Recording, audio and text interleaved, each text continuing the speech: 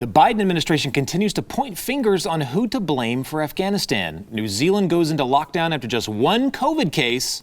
And apparently Jim Crow has now come to New York. We've got all that and much more coming up, and it starts right now.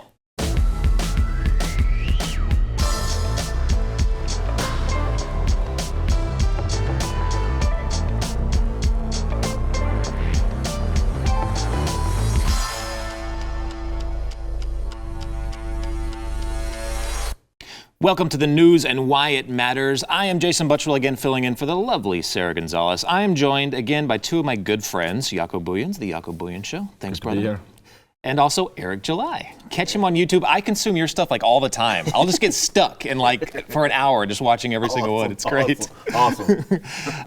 So yesterday, as we were doing the show, we were talking Afghanistan. There was so much to talk about, but of course, as it would be, Biden decided to address the nation. Finally, he woke from his slumber and came out of his basement.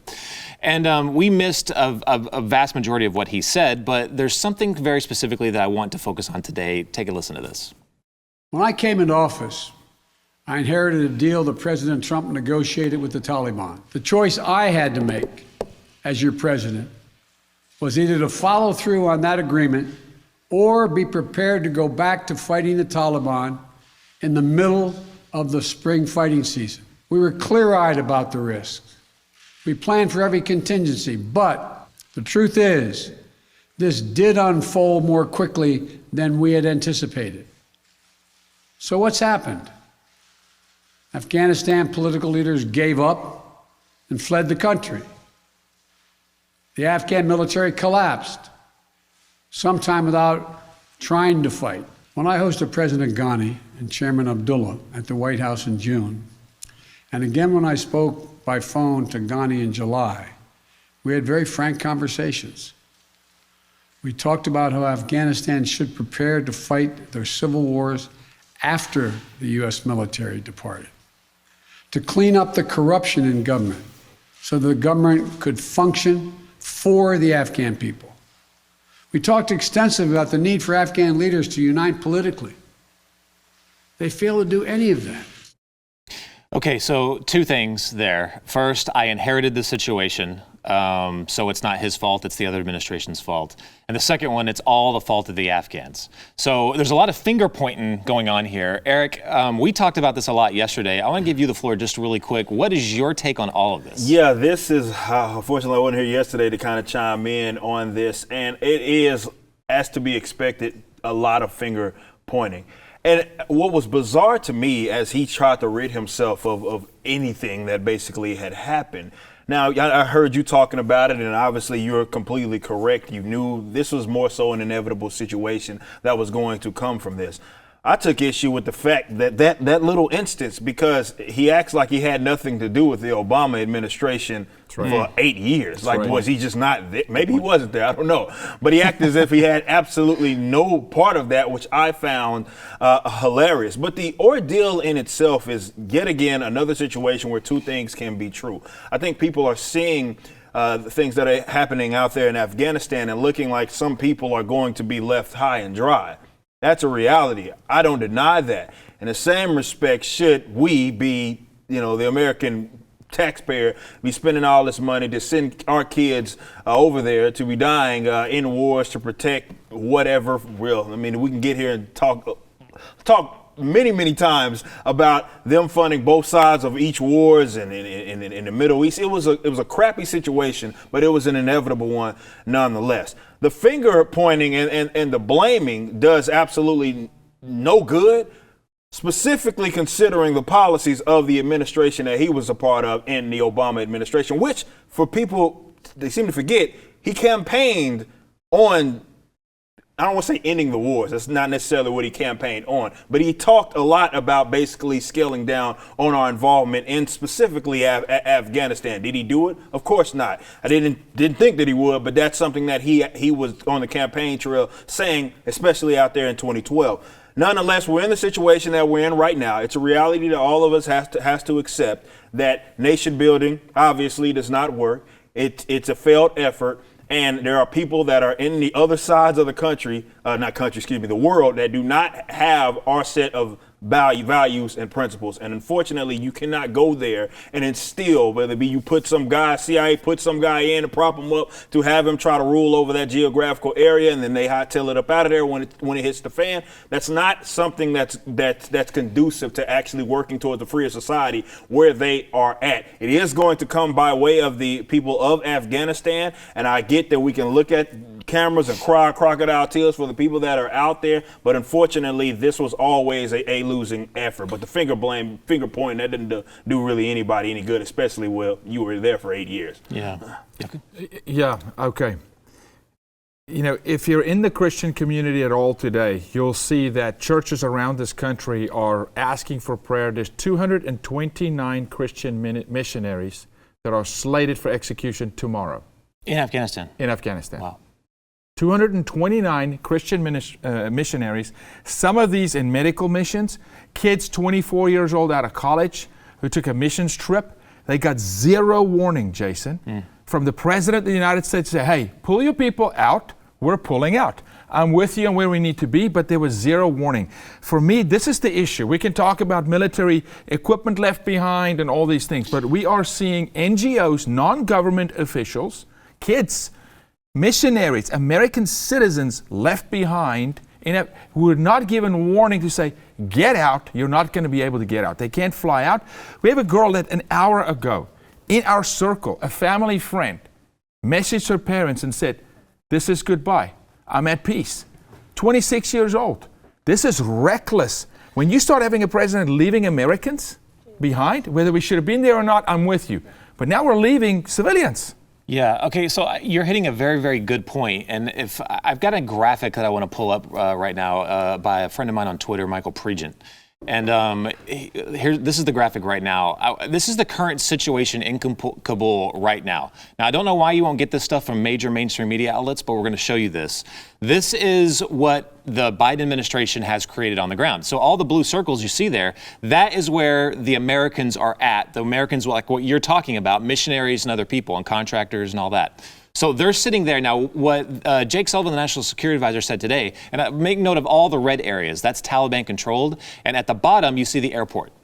Now, Jake Sullivan today basically said, look, we're not even sure if we can evacuate all of the Americans. We're not sure about the timetable. What we're telling them is that we got to deal with the Taliban.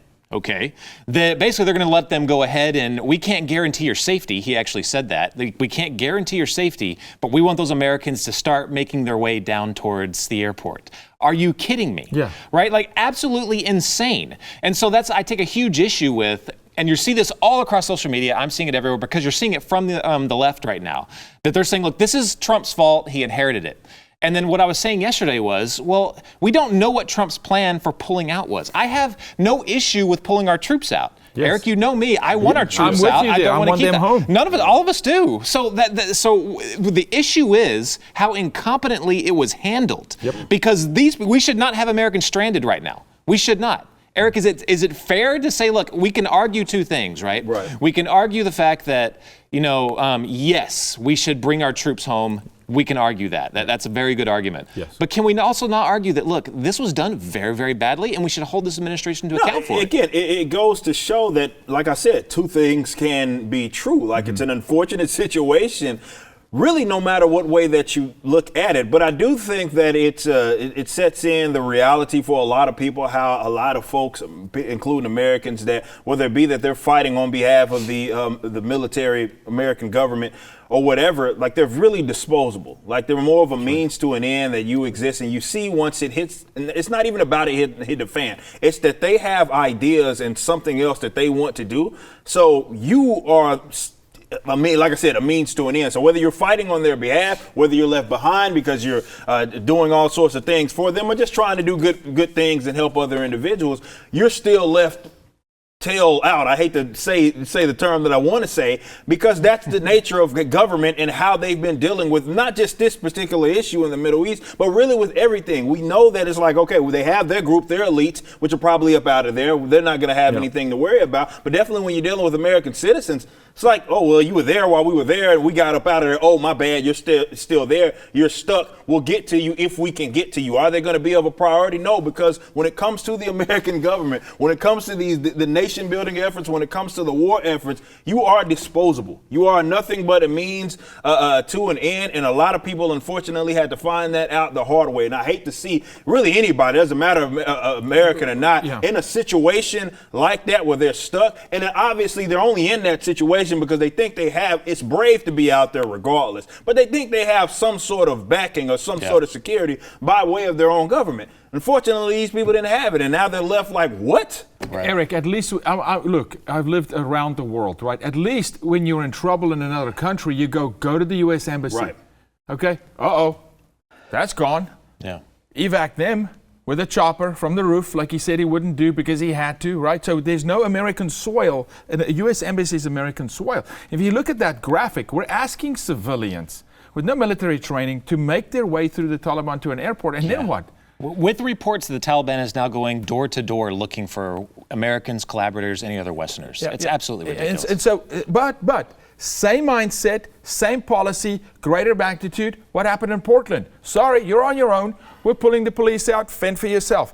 You're disposable. 100%. When it comes to people need to understand. I know that we have this warped view of how government is supposed to work, and it's like, well, they represent us, so they're always supposed to have their back. No, they save their own bacon first. And maybe if they can, if it's conducive for what it is they're trying to achieve, maybe they'll get to you. They'll include you in the plan. They'll maybe get to you. But if that's not within their realm of reality to save their own bacon, then no, you're out and you're going to be left, unfortunately, stuck. And that's what people have. And I'm glad you brought that up because it's something that it points to the fact that it doesn't matter where you're at. No. When you're dealing with this government, this is your reality. Yeah. Speaking of this government and how it's going to react, how the administration is reacting right now is, again, a lot of finger pointing. Back in July, when Biden promised everyone that this is not going to happen, the Taliban was not going to roll through. Was it even a month ago? 3.5 weeks Maybe? or something like that. Yeah. But so what he said, and I remember the reporter asked him very specifically, we've heard that the intelligence community is telling you that this is going to happen, that it's imminent fall of the Afghan government and the disaster is about to strike. And he said, no, they didn't tell me that. That's not what happened, and that's not what's going to happen. Well, now, and I predicted this would happen, the intelligence community, when they get when they get hit like this, they come back hard. They hit back. The leaks, I assume, would start to come, and they have started to come. The New York Times just released today that intelligence community did warn of an Afghan military collapse, despite Biden's assurances. So we saw the intelligence community weaponize, I think, like never before against President Trump. Mm-hmm. They clearly had a political agenda. They wanted to come out and, I guess they assumed that the left was in their hip pocket, and they used it, to do what they wanted to with President Trump. So now I'm just curious, is this the first? Eric, do you think, I'm sure you're as skeptical as the intelligence community as I am. What should we expect now, do you think, from the FBI, CIA, NSA? Right. That when they get pushed back because the idea is that, okay, we're on each other's side. But when you get to pushing those buttons, whether it be with these alphabet groups that are working with the federal government or considered more so extension of them, they don't want to be thrown under the bus for absolutely anything. So is this going to be this sort of waterfall effect of them coming out more so against Biden? Because no matter, again, how I feel about war efforts, Biden looks bad. The administration looks terrible, not just to us, but to basically the world right now, all things considered with what is going on in Afghanistan. So what we have now, I believe it was reported that even when Kamala was supposed to come out and speak, I believe I don't know if he was napping. He was napping. Biden, everybody was napping. And according to reports, if it's true, if it's not, I don't know. It was like she was basically saying that she didn't want to really do that because she didn't want that to be put on her, right? She didn't want that evil to be put on her. Mm-hmm. Same thing when it comes to the FBIs or more so the CIAs of the world. It's like, well, no, don't throw us under the bus. We provided you with the proper information. Maybe you didn't respond accordingly, so that's on you, because they don't want to be looked at as the bad guy. So they'll make whoever look bad. It was Trump before. Would it be Biden next? We'll see. Look, they're loyal. You know what, can I specifically ask you, Doug, because we always saw, at least for the past few years, the entire government, all the alphabet agencies, the FBI, DOJ, all of them, seemed like they were pretty in lockstep with the Democrat Party. They were going full tilt towards Trump and Republicans. Now, in light of this, do you think that this could be one of the catalysts, or maybe the catalyst, that starts turning against the Democrat Party? Could we see change off this? Maybe? I think what we're going to see is we're going to see internal strife inside these agencies. You're going to start seeing, and that needs to happen. Because you have to have internal rub for change to happen. It can't just be external, because to a large degree, they love autonomy. And they'll gravitate towards their security for the future. And that's why they started to abandon Trump, because they're like, this is going to go in a direction. We're going to bind ourselves to Biden. But the second Biden turns them, they go, whoa, you can't come after our autonomy. We're with you so we can operate in the way we operate. We can be the FBI and not investigate anything domestically. We can be the CIA and actually have operations on domestic soil and do whatever. You can't come against us. So I think what you're going to see internally, you're going to see internal strife in the FBI, which I believe is going to. It's going to create, strife with the Biden administration, and there needs to be some rub. There's a cleansing that needs to happen inside the FBI. Absolutely. There's a cleansing inside the CIA. These organizations want to run almost like their little countries. And so, we're with you, we helped you get here. You're turning on us? You're saying we didn't give you intel? Oh, we'll throw you under the bus. Yeah, I would argue that I completely agree with you. I think there needs to be severe churning within the FBI, CIA. They're operating almost as like another branch of government at this point. It's absolutely insane. Yep. We'll be right back.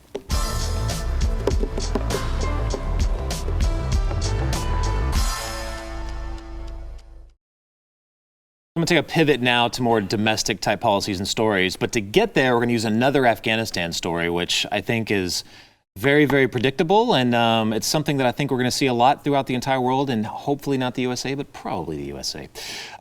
So immediately when the Taliban seized control, they did one specific thing that every tyrant and authoritarian government always does. And they started confiscating up all the firearms held amongst the people. Reuters reported that Taliban fighters in Kabul quickly set about collecting weapons from civilians because people no longer need them for personal protection. Another quote, "We understand people kept weapons for personal safety. They can now feel safe." Right? Taliban. So the Taliban, right? Feel safe from the people who chop your head off. That you should not have any Taliban to concern. take care of it, man. Everybody chill, man. Chill. It's the age. It's a song as old as time, right? It's every single authoritarian government. That is the very first thing we do. Thoughts, gentlemen? That's what they have to do. I mean, you cannot have an armed populace, definitely if they have weaponry that is of any sort of comparison or comparable to what that military has. That's what they have to do, because any event, it doesn't even need to be like everybody. Any event, there's even a decent amount of people that are armed, and not just armed, willing to use said arms to protect themselves. That throws a dent in a lot of what you're trying to accomplish, and that is what they are over there, just full-blown totalitarianism. That's a difficult thing. That's not something that only happens, it doesn't happen overnight, and it's not something that you can just accomplish definitely, even in a more democratic state. It's more so, and democracy is a bad thing. What I'm meaning is that guns or the threat that people would use them to protect themselves makes leaders be skeptical even of themselves, but especially of their own policies in terms of what they're willing to do.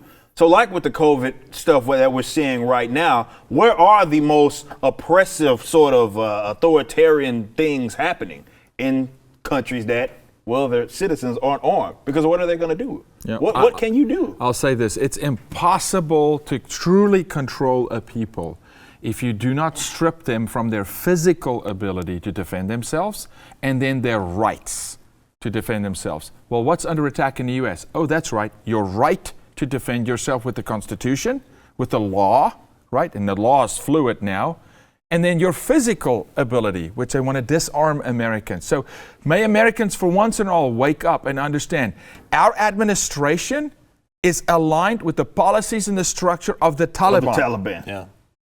What does that say to you? It's even worse, because now they're in control of guns that the taxpayers paid for. Yeah. We're that funding the same terrorism. government would say that you shouldn't be able to own. Exactly. And this group, the Taliban, is the perfect example. Like you always hear people talk about this. You even hear people within the government say this. Well, people with hunting rifles and get me started. rifles that you can buy, like at Cabela's or whatever. Exactly. That's not going to be able to defend against jets and all these bombs and all that stuff. That's what they just did. Literally what they happened just in did. Vietnam. You lost the rice farmers, and now you've lost the people in sandals, outdated equipment. Well, now they have your equipment, so they don't have to worry about that anymore. And rags. Yes. So congratulations. So no, I'm not trying to hear all of that stuff. Well, they have drones. They have jets. Have you paid attention to the foreign policy of the United States government over the last 40-something years? Yeah. What are you talking about? Absolutely, you're going to be capable of doing that, and that is defending yourself. And they don't like that. They're knowledgeable on that. I know that they want to disarm, like you talk about, even with AR-15s, they don't want those on the streets, and it seems to continue to ramp up. Oh, magazine capacities. What can Assault you own? weapon. What's an assault? What's an assault? I've said it That's before. fluid. This is an assault weapon. It's Trust fluid. me. This is an assault weapon. It's fluid, man, and they'll continue to keep pushing the envelope. When they get one thing, they're never satisfied. They'll go to the next thing because they know that you are less likely to, let's say, revolt to a objective authoritarian policy in the event that you're not armed. You're less likely to fight back. But if you have something to fight back, and of the groups of people are willing to use that, well, they at least keep it at bay. And this is why I think you're seeing some differences with the COVID-19 stuff in certain pockets of even America. Right? It's New York City. It's almost impossible to own a weapon in New York City. Anyway, you see the Californians of the world. Now, a lot of those authoritarian policies happening in the South, not as much. Why do you think that is? I don't think that's a coincidence. When I was in California, I owned guns there, but it was funny when I took my course just to be able to buy a gun there. They give you a pamphlet that I guess assumed was mandated for them to do, and the title of the pamphlet was "How to Own a Gun in California and Not Go to Jail." I was like, where did I move? I cannot believe Criminalizing this. you for even wanting to be able to do Right. that. Oh, you Yeah. terrible person. It's But now insane. that you have to, sure. It's insane. I want to stick to California for a little bit and Hollywood. I mean, it's really a meme at this point.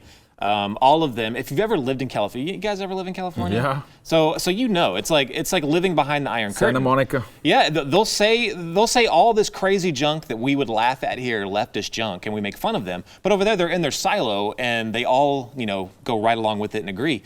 And they literally are in this corner, this little silo. And this is what they can say. This is from Rosanna Arquette. Check this tweet out. This is insane. The Taliban extremists are here in America, just with a different name. The GOP right-wing extremists who support destroying democracy are the terrorists in America and will continue to terrorize America until they are stopped and pay for their crimes against Americans on January 6th. Yeah, I'm done with that. She goes on and talks about how that, she continues to double down on how, the January 6th insurrections and all of the GOP and conservatives are the Taliban.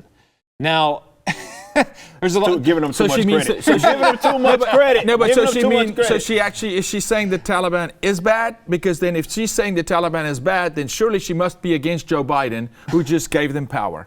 Is that what you're saying? Did we see heads chopped off January 6th? She don't know what she's saying. That's an idiot. That's an idiot.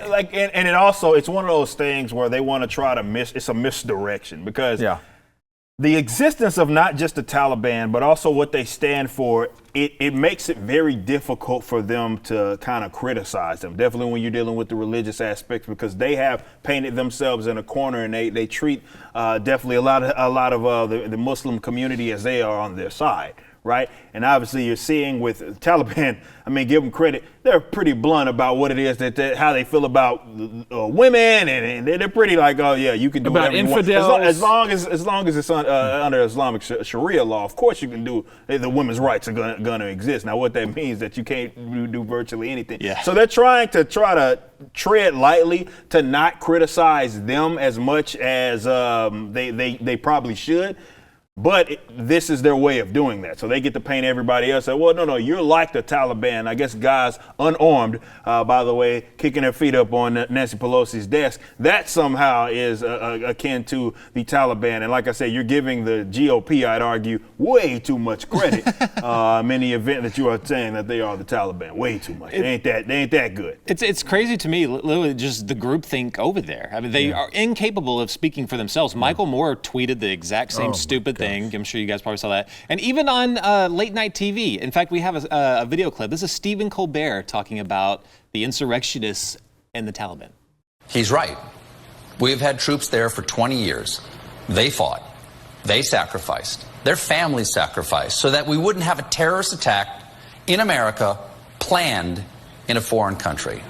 Why should our soldiers be fighting radicals in a civil war in Afghanistan? We've got our own on Capitol Hill. Then Biden pointed out.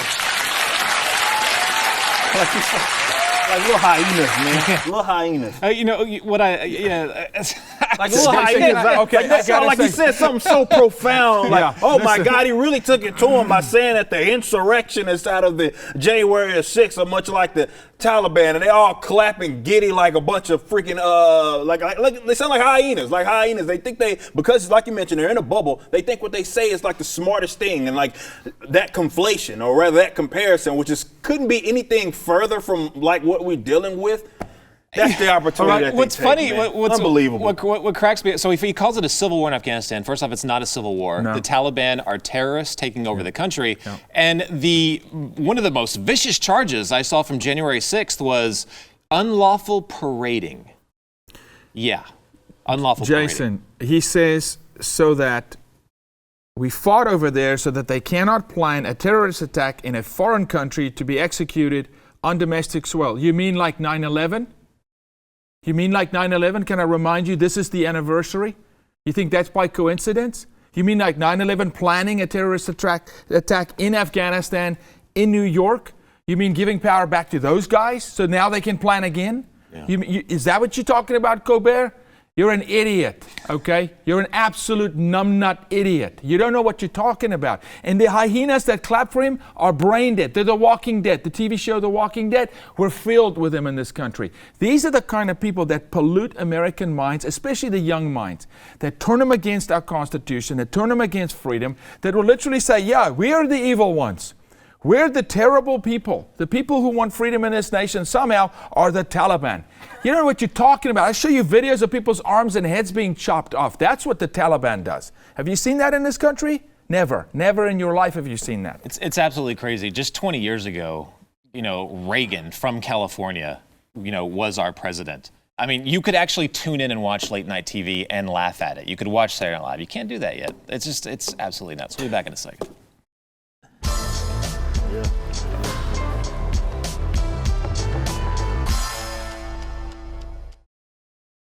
So I know a lot of you guys, many people are probably having their kids go back to school. We're fighting mask mandates in schools here. It's getting absolutely nuts.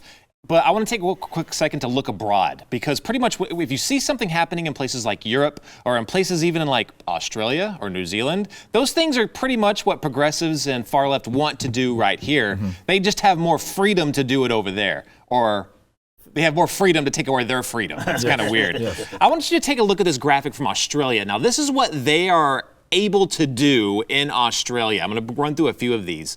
They can break any, and this is because of COVID restrictions. The authorities can break into any land, building, structure, or vehicle using whatever force necessary. Whatever force necessary, they can just burst right in. And for, I don't know, if they suspect someone didn't get a vaccine, or if they suspect someone might need to be quarantined, I don't know. We're going to go down the line some more. Direct or prohibit the movement of people, animals, or vehicles. Put people in quarantine. Order people to undergo medical exams, tests, or treatment. Order people and compel people to give information? Snitch. I mean, yeah, I guess. Like, were you not with someone that was infected with COVID-19 at that party or whatever? This is insanity. Yeah. I mean, and before I get you guys to talk about this, I want to show you this. This is also in New Zealand. They have announced another lockdown because they found one freaking case. Listen to this. Stay local and do not congregate. Don't talk to your neighbours. Please keep to your bubbles. It comes down again to those very simple principles. We know from overseas cases of the Delta variant that it can be spread by people simply walking past one another. So keep those movements outside to the bare minimum, wear a mask, and make sure you keep up that physical distancing. Don't talk to your neighbors. Don't talk to anyone. Don't go see anyone over one frickin' case. Jaco. Producers, please keep that graphic up if you don't mind. Wear a mask. I'm going to not wear a mask while I'm telling you you're going to die, while I stand 2 feet from my interpreter to my left, who's now going to die because just by walking past her, she's going to die. This is hypocrisy at the level of insanity, okay? This is Fauci. Hello, Fauci from New Zealand. This is what it looks like. It's a mental illness, right? But yeah, forced lockdowns in Australia, breaking and entering basically. Why? Oh, that's right, because they're not America. They don't have the First Amendment. This country is the greatest nation on earth. The freedoms we have in this country have been taken for granted by a lot of Americans. Let an immigrant tell you, there's no place like this place, okay? But you're so right, sir. I've lived in Europe. They want to bring those policies, and they always do. Migrate them, they test them, they perfect them in Europe and Australia and New Zealand, and then they bring crazy people like Gavin Newsom, they bring him into the U.S. and say, oh, that'll work over here. That'll give you more power. Well, what's crazy to me about this, okay, so one case, Eric, that's what they're so freaked out about. And so, but that seems indicative of what I guess their strategy is, or plan, or their excuses to impose these things, is that they're going to eliminate this virus completely, as if they can do that. Yeah, and it's like they can get rid of it 100%. That is impossible, but they're not going to pretend, or they're going to continue to pretend as if it is not. Now, look, New Zealand, and I think it's more important to put this into perspective. New Zealand, they're entering what they call like stage 4 of their lockdown or something of that nature. It's their more strict lockdown. Like as in it doesn't get any worse than what it is right now. All over, of course, one case. Yeah. And what Australia's doing, I was looking at them the other day, their police officers bragging about like on the upward across the country, 2,000 houses or something that they had entered in, that they're checking on. They're bragging about that sort of thing. And unfortunately, the people in Australia and New Zealand, maybe it's because they can't defend themselves, are just going to sit there and take it. I think, especially with New Zealand and their prime minister, or whatever, she's loony as I don't know what. I think a lot of them get off on this because they were praised by folks like out here in America, looking at the Australians of the world, looking at the New Zealands of the world and saying, well, those guys did it the right way, right? They were able to suppress this. They had minimal deaths. I believe New Zealand, obviously not that big of a country, had like 26, I believe, deaths or something like that. And they're bragging about ruining people's lives, people's businesses, all for something with a 99% survival rate. And Australia basically building another, a concentration camp is effectively what it is. Like, it's insane. But like you mentioned, I think that's the important thing. That's the equivalent of what people want here, what these leftists want here. And it is a crazy policy. It doesn't even work in terms of like mitigating the spread to like one case. Like that's what we're talking about. We're talking about one case, and they think that they can just eradicate this. They'll revisit this again, but now because they think, look at us, the world's looking at us as the people that did it the right way, so we got to continue to do this. So if I got to ruin your life in the process, and I can obviously be without a mask standing next to someone without it, you can't do that. If that's what they have to do, that's what they're going to do. But America needs to be looking at that because that's what these authoritarian leftists want right here. See, and I think a big issue is, it's one case, they jumped all the way to stage 4 or whatever. See, like in places like here, and even places in like in Europe, they have to provide, evidence, like say, this is why we're moving to these restrictions, because otherwise it's not lawful. And this leads me into my next story. Over in Scotland, the Scottish government wants its emergency coronavirus powers to become permanent, including the ability to order schools to close, impose lockdowns, and operate virtual courts. Ministers are considering changing the law to permanently allow them to release prisoners early or permit or wider, blah, blah, blah, blah. So what they're doing is they're trying to change the laws so that when they want to kick it into authoritarian, let's get them, they can do it whenever they want. Yep. And I would assume they can give any excuse they want. Yeah. The framework is already built. Well, the excuse would no longer be necessary then. If they make it permanent, they're looking at, hear me here, changing their constitution because of a virus, right?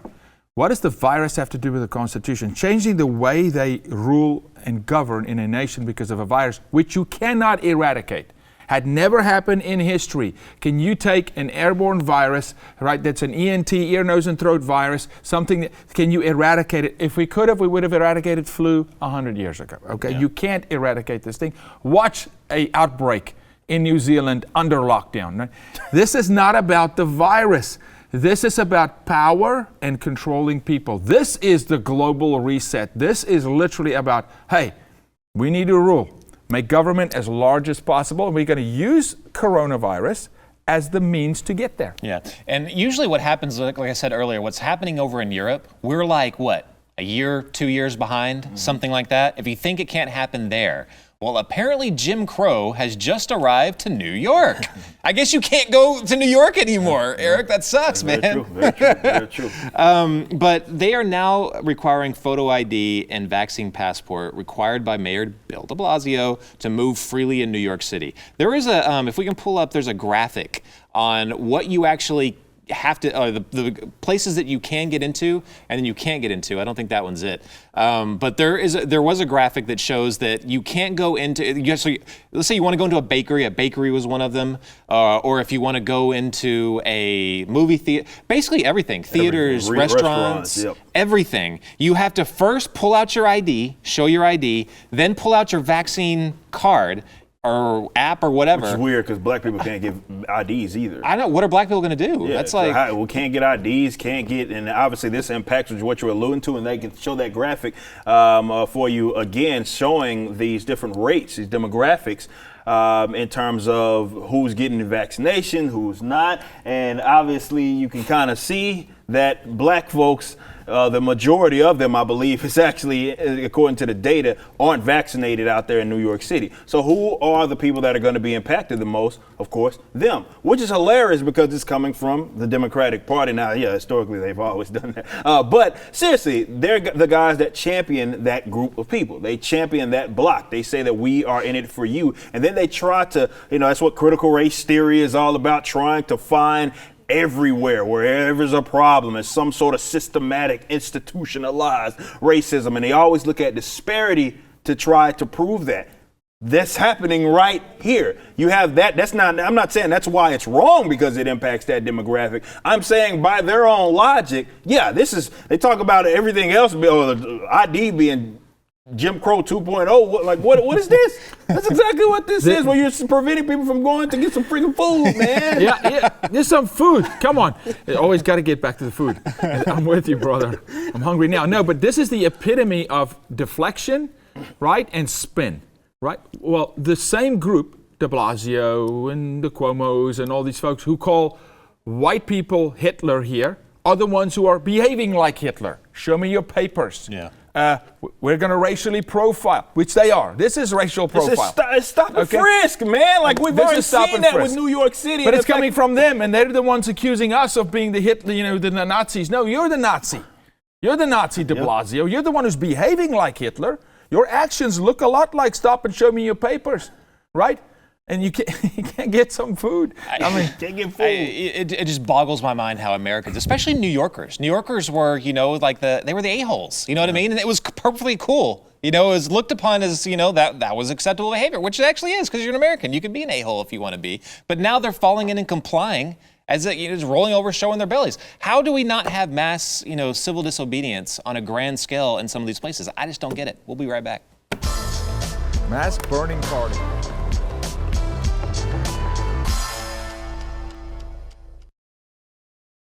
Oh, how the mighty have fallen, and the mighty, as I'm talking about, is the mainstream media. Again, we talked about Hollywood being a meme. The mainstream media is pretty much a meme right now. Anyone that had faith in the media probably doesn't anymore, and they're looking for places like BlazeTV to provide an alternative to say, someone, could you please tell us the freaking truth and stop spinning things? Chris Cuomo has been in the news for a while now. He got in trouble. Remember, he received special access to COVID testing provided by his brother's administration. He was caught participating in strategy sessions with his brother's top aides to combat the governor's accusers, and even helped draft a statement for the alleged predator. This is according to the AG report. He finally addressed that. We've been waiting for him. Take a listen. As for me, I've told you it's never easy being in this business and coming from a political family, especially now. This situation is unlike anything I could have imagined. And yet I know what matters at work and at home. Everyone knows you support your family. I know and appreciate that you get that. But you should also know I never covered my brother's troubles because I obviously have a conflict. And there are rules at CNN about that. I said last year that his appearances on this show would be short-lived. And they were. The last was over a year ago, long before any kind of scandal. So I never reported on the scandal. And when it happened, I tried to be there for my brother. Hey, forget it. I'm not an advisor. I'm a brother. I wasn't in control of anything. I was there to listen and offer my take. And my advice to my brother was simple and consistent. All right, forget Own it. what you did. Hey, tell people what you'll do to be better. Seriously, does Be anyone contrite. believe a single word he's saying? I mean, so when you're involved with strategy sessions with your brother, right? You're doing these huge fluff pieces where they're all joking around and doing this stupid stuff while he's killing off a bunch of old people in nursing homes. What, is there any credibility left in this network at all? Forget Chris Cuomo. I know he does not. I mean, what the heck? Now, CNN is going to CNN. I mean, they had the other week, believe they couldn't get any show like that had over 1 million views, if I'm not mistaken. Like, they got beat out even by Rachel Maddow over at MSNBC. And it's just been terrible for them. And yeah, I get it. He's correct, at least, that there's some sort of conflict of interest because it's your brother, but that doesn't actually make sense considering that you had him on before. Yeah. He gets it now after the fact. Yeah, after the fact, like, oh, I didn't cover it because there was obvious conflict. Well, you covered everything else. You even had him on your show. Y'all were laughing, giggling, talking about your family and all of that stuff. Was it not a conflict then? So I don't understand that particular logic because it's illogical. What that was a political admission of guilt, is what that was, right? Soft, well, I kind of am going to admit that there's a conflict of interest, but I'm going to just slip it in there real quick and then make you feel for me because it's so tough to be raised in a political family. It's so tough to be paid millions of dollars and sitting here and lie to American people. Makes you feel sorry for him. It's so sorry. Can you just see my bleeding heart? Just like his brother in his exit speech was, I'm the martyr here. I'm doing this for you because I love everybody, right? No, that was a political admission to guilt. And it happened long before the allegations. Your brother had been groping women long before, okay? And you'd been known about this and you helped silence it for years. Yeah. Okay, not last year in COVID, for years. And they were riding high and mighty because he won an Emmy. Absolutely ridiculous. Whatever credibility, again, that they had should be long gone. Back in a minute.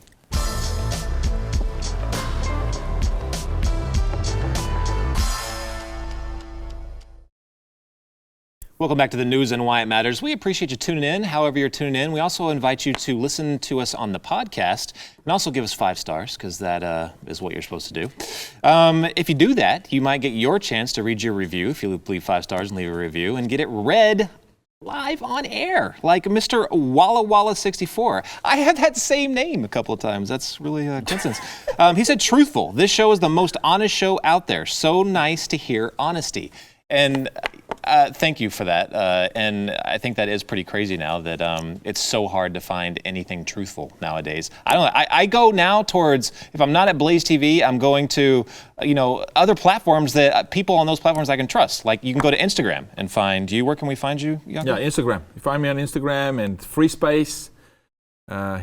Me and YouTube are fighting. So you're still on YouTube. I'm back-to-back strike-winning champ on YouTube right now. So yeah, still on YouTube. Youre 59. We do the show, of course, every day for Cannon's sake. So and like I said, I'll watch you because not only you'll do political commentary and stuff like that, but sometimes I don't want to get that junk, and I just want to read about some comic books and stuff like that. Yeah. The whole thing. Yeah, comic books, everything, pop culture. I think it's important that people that are liberty-minded to at least be familiar with that space and. Yeah, it's been a blessing for me because I've been able to influence a lot of people. You got to bring those comic books out, brother. Yeah, do it, brother. We're getting there. Yeah, culture. We got to start hitting culture. Absolutely. We're not going to lose this war again. Guys, thanks for tuning in. We'll catch you next time.